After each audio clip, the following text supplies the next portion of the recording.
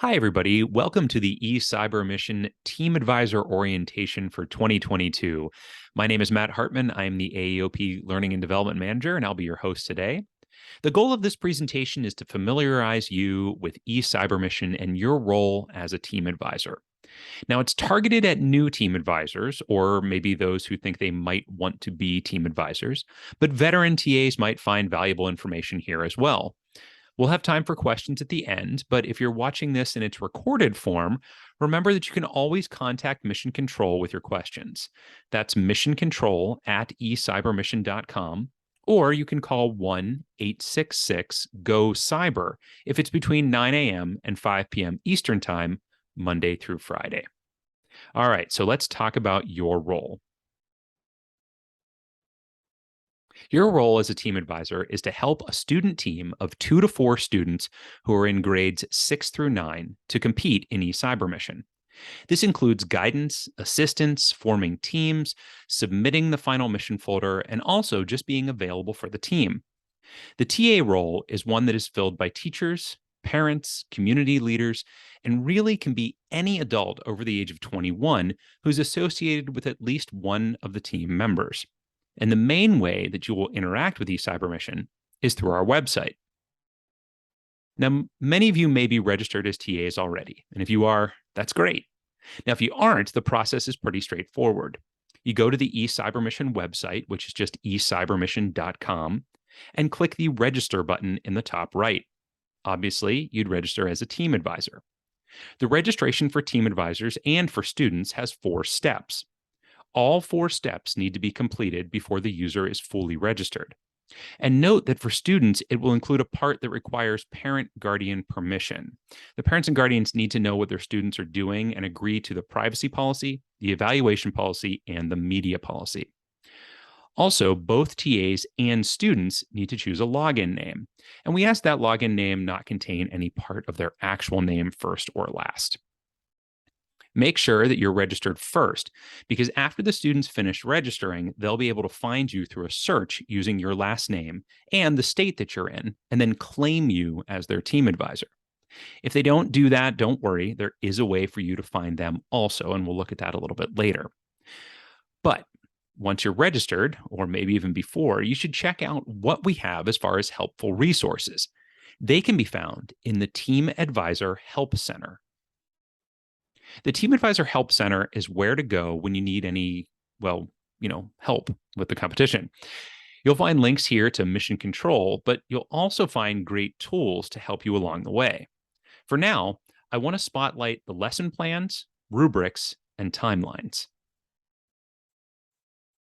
There are actually 2 types of lessons available on our site: video lessons and lesson plans. The video lessons can be used if you have a flipped classroom or if you want your students to spend time independently learning a particular concept or practice. Note that the video lessons don't include anything that is specifically designed for the engineering path, just the science one. But we also have lesson plans designed by expert eCYBERMISSION team advisors. These lessons each focus on a particular aspect of the mission folder and come in one-day lessons or multi-part if you'd like to spend more time on a particular idea. We also have rubrics that you can use to help the students better understand what the judges are looking for. We have the actual overall rubrics that the judges use, and also rubrics broken down by section in the mission folder. One thing we suggest is having students work on the mission folder in parts, rather than having them look at the entire thing, as that can be kind of overwhelming. You can use these broken down rubrics to then evaluate the section that they worked on and have them make changes and fixes to it. Finally, let's look at our timelines. Now, some of them suggest the amount of time to spend on various sections of the mission folder, depending on how much time you have before the due date. Others are templates that you or the students can use to set deadlines for particular parts of the project.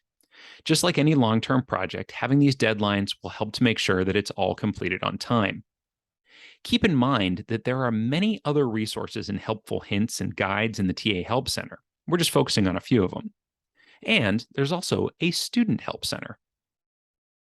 Now, the Student Help Center is much like the TA Help Center. It's a place for students to go when they're struggling.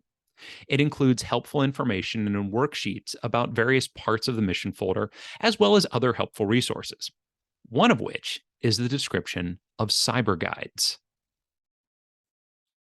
So, cyber guides are scientists and engineers who are volunteers and work with any teams that would like their assistance. They are there to help with questions related to the content of the projects. They can be contacted directly by the team through our message board, which students and TAs have access to after they register. We also host CyberGuide Live chats. There will be 4 of these between November and February, with one per month, and they run in the evening. This is a chance for students to hear from the cyber guides on particular topics and also get questions answered. These events are well attended, so we recommend that you join because you may be able to get answers to questions you have or answers to questions you haven't even thought of yet. They can be very helpful as well. Plus, they give the students a chance to meet STEM professionals, often with jobs they didn't even know existed. Many of these resources are only valuable once the team has chosen a topic for their project. Now, perhaps the biggest difference between eCYBERMISSION and other STEM fairs and projects is that eCYBERMISSION requires students to address a community-based problem. This means they can't just choose to build and test a bridge or grow flowers with different types of fertilizer. While these may be valid projects and investigations, they don't fit what eCYBERMISSION is about. They must look around their community and actually pay attention to the problems of their world. It's important to note that they're not required to keep their projects locally based, though we do encourage that. We say their community could be as large as their whole world. So if students wanted to do a project based on something that they saw on the news as a problem in another country, for instance, that's okay. But the closer it is to them, the more investment they'll have. When it comes time for your students to actually choose a topic, you'll find that many struggle. Often they can't come up with an idea. You can help by asking them some questions about their interests, the problems they see in their community, or just having them look around in the news, asking family and friends, and so forth. You can also use the various resources that we have for brainstorming and the lesson about choosing a topic. But just know that many teams will struggle with this part of the competition. And once they do have their topic, they'll need to choose the mission method that they want to use, either scientific inquiry using scientific practices or engineering design. This will come down to the type of project they want to do. If they want to try to answer a question, then they should choose science. If they want to actually try to come up with a solution to a problem, then they'll be doing an engineering project. One thing to keep in mind when they're coming up with their method is the scope of the project. If they have access to lots of resources and be able to actually build a working prototype, then engineering is a very viable path. But if it looks like that would not be possible, it might be better to go with a science project, as that can often be done on a smaller budget or with less resources. Of course, that's not always the case, so it's important that they or you take a look at the scope of what they're attempting and make sure that it's not out of reach. Now, if students are looking for inspiration, we suggest they look over the past national winning projects that can be found on our website, or check out the resource that we have called Inspiration Station. And here's a selected list of some of the projects that were done previously. You can see that they range all over, so it's difficult for us to tell you what kind of project is best. That's going to be up to you and the team to determine. And while we don't allow teams to copy previous projects, these may inspire other ideas and at least give students an idea of the kinds of projects that we see. Now, they can also check out, like I mentioned, Inspiration Station. Inspiration Station is a place that students can go to get help with selecting a topic. It'll set clear expectations for the mission folder projects and will help them with context and what's important about eCYBERMISSION, like that the project is community-based. We also provide a checklist to help them as they work through ways of coming up with ideas for their project. This was designed specifically with those struggling teams in mind. So if you have a team that's ready to go, great. But if not, this may help. At this point, the students will need to begin work on their mission folder. Before they can do so, you'll need to make sure that you've put them on teams. When you do this, you'll see a list of all the students who have claimed you as a team advisor. If students are missing, you can search for them and add them to your roster. At that point, you can then add them to a team. Keep in mind that teams need names, so if you want your students to name their team, ask them before forming the team. Or you can certainly pick the team name yourself. You'll also need to select their preferred mission method. Until you do that, they will not be able to access the mission folder. But once you do, they and you will have access to the mission folder, and it'll look a little like this. If you find yourself having difficulty with the steps that I just mentioned, look for the Team Advisor's User Guide. It'll be found in the Help Center, the Team Advisor Help Center. It'll walk you through the entire process step by step with screenshots. Now, the two mission folders, Science and Engineering, are different. They have some questions in common, but also many different questions. You can actually change the mission method at any point. That's a very difficult thing to say, by the way, mission method. You can change it at any point before submission, but note that any text entered into the mission folder will be lost if you do so.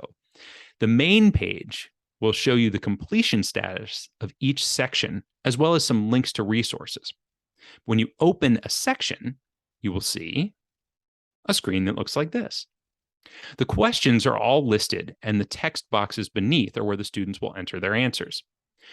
They can either type them directly in or copy and paste from another source. And notice that some of the questions have a question mark next to them. Clicking on it will provide a link to an additional resource to help with that question. So if students are struggling, they can use those question marks for help. One thing to know is that the mission folder does not update in real time. In fact, it will only be updated when the Save button, which is not pictured here, but is at the bottom of the page, is clicked. So if two students are working on two different questions at the same time on separate computers, whichever version is closed last will be the one that's saved. So student A will close out, and then student B will close out, and all of the work of student A will be lost because student B's version of the mission folder doesn't have that information in there, and that blank version of that question that student A was working on is the one that's going to be saved. So one way to get past this is to use the Google templates that we've created. At the top of the main mission folder page, there's a link to our Google template for that version of the mission folder. These documents can be opened and then copied into a personal Google Drive. This is important. Many students open that document and then request access to edit. They won't be permitted since it's view only. They need to make a copy and then work in it. Now, that Google Doc can then be shared amongst the group, and they can work on it at the same time since it does update in real time. The only catch is that they will need to then copy and paste their answers into the mission folder before submitting. The Google Doc itself cannot be submitted into the competition. Once all the questions are complete, you'll be able to submit the mission folder. This is something that you as a team advisor need to do. Students cannot submit mission folders. You can see here the green status bars for each section. Note that the system just recognizes if any text is in each box. It has no idea how completely the questions are actually answered. If students attempt to submit the mission folder, they would see this. You can see here that they'll get a message telling them that the team advisor needs to submit the folder. When you click that tab, you'll see this. These are the submission questions. They're very similar to what the team is asked in the verification section. In fact, they're almost identical, except for the first two questions that ask if the team started work after April 1st of this year. And, quote, before you submit your team's mission folder, please verify that all information in this folder, including student registration information, is accurate, and the content of the mission folder was completed by all of the students on this team. By choosing yes, you verify that you have read and agree that all members of your team will abide by all rules of the competition, end quote. Now, the rest of the questions are in regard to the safety protocols that we'll discuss in a few moments. And again, verifying that you and the team have reviewed the competition rules. Once all of these questions are answered, you'll be able to submit the folder. At that point, you and the team will still be able to view the folder, but not edit it. What you can do if you find an error or something that you want to change before the submission date is unsubmit the folder. Then the team can make their changes and you can resubmit before the submission deadline. As you can see here, the mission folder submission deadline is March 1st, 2023. But for each of the sections, you or the teams themselves might choose specific due dates, again, using the timelines we discussed earlier. We suggest the teams do this project in sections rather than looking at it all at once, as I mentioned before. One of the most important things that TAs and teams need to do is review the competition rules.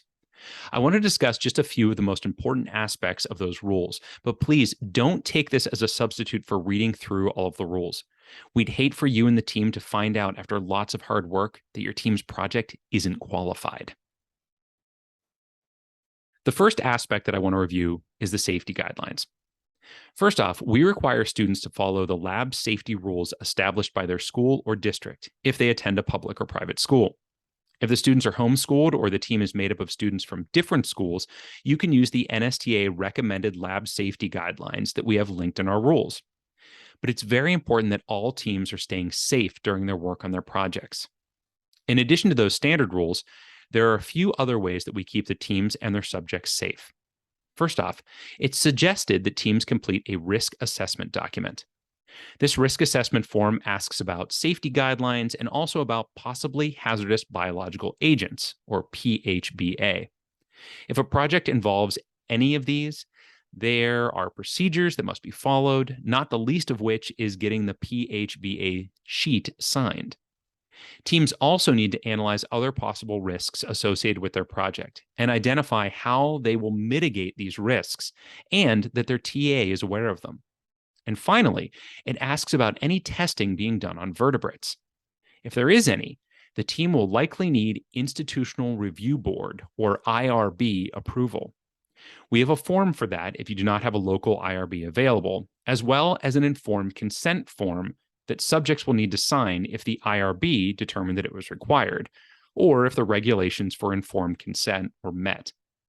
We realize that these may seem like extreme measures for teams in grades 6 through 9, but they are necessary and also give the teams an idea of what scientists and engineers must do at all times to keep everyone safe. It's up to the TA to make sure all appropriate documentation is acquired and is kept on file for future reference. Note that these forms are not required to be attached to the mission folder, and that is a change for this year. The next section of the rules to pay special attention to is student eligibility. It's important to know that while any student in grades 6 through 9 may take part in the competition, only students who are U.S. citizens or legal permanent residents who are willing to provide a Social Security number can receive a prize or be part of a winning team. The Social Security number is required to provide citizenship status and also to purchase the savings bond that is awarded. If a member of a team does not have or is unwilling to provide a Social Security number, that member of the team would be considered ineligible. And if the team slipped below 2 members, the team would forfeit their status as a winning team. So just be aware of that. We know that parents are often reluctant to share Social Security numbers of their children, and with good reason. The threat of identity theft is very real, but we can assure you that this information is kept on a secure server and never written down or shared with others. And we don't accept that information via email, only over the phone or through a secure website. This is something we take very seriously, and you should let the parents of your teams know that this may be required should their child be on a potentially winning team, so they're ready for it when it happens. If they have additional questions, you can direct them to the Parents section of the website. Now, to help support the teams, you can also apply for a mini grant. This is done through a very short and easy application that can be accessed from our website. Just go to the Grants button at the top of the main page, and you'll be able to get more information. Essentially, this is awarded in 2 payments. The first is made directly to the school and is intended for use on supplies for the competition. The second is directly to the TA. The first payment is based on registration numbers and is anywhere from $5 to $8 per student. The second payment is based on submission numbers and ranges from $10 to $16 per student. Again, check out the information on the website to learn more details. Now let's go over some important dates for this year. You can see that our registration opened on August 15th. Our mini grant deadline is November 16th of 2022. Our registration will close on January 25th of 2023, and the mission folders must be submitted by March 1st, 2023. Those dates are also available on our website under the Important Dates link. So if you're watching a recording of this and you have any questions, you can send them to Mission Control. That's missioncontrol@eCYBERMISSION.com. Give them a call at 1-866-GO-CYBER. That's between 9 a.m. and 5 p.m. Eastern Time, Monday through Friday. Or you can head on over to the website and look around. Maybe you'll find your answers there. Thank you very much, and we hope to see you as part of our competition this year.